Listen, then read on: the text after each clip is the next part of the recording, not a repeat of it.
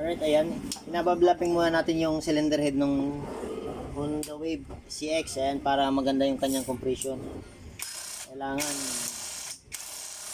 maganda yung kanyang compression para medyo malakas.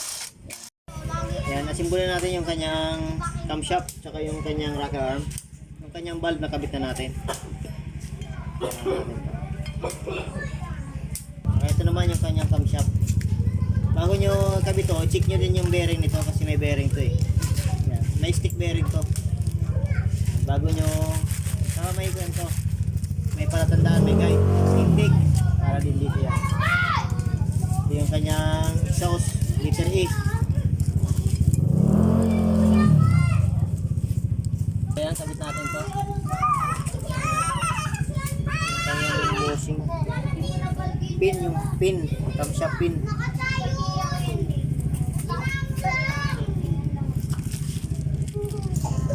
Kabitan natin yung pin, tsaka may dalawang lock yan. So, 8 na kaya 8 na bolt. Pila natin para ayos na.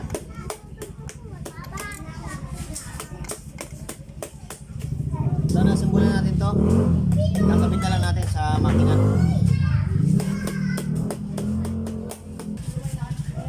Pag maglagay kayo ng lock sa piston, kailangan may takip yung cylinder para hindi kung sakali man na tumalsik, hindi makapasok na sa loob.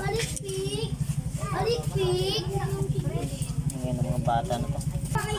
Kabitan natin yung kanyang cylinder block. Alright, ayan, nakabit na natin yung kanyang cylinder head. Ayan. Adjust lang natin yung clearance niya. Na-adjust na pala natin to. Kabit na lang natin yung kanyang cover. Saka yung kanyang tambutso at bearings. Ayan. Tingnan natin yung under mamaya.